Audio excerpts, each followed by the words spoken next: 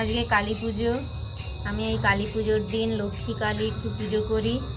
আমি এই লক্ষ্মী ঠাকুরটা একদিন ভোরে ঘুরিয়ে পেয়েছিলাম, তখন থেকেই আমি আমার সিংহাসনে রেখেছি, পুজো করি।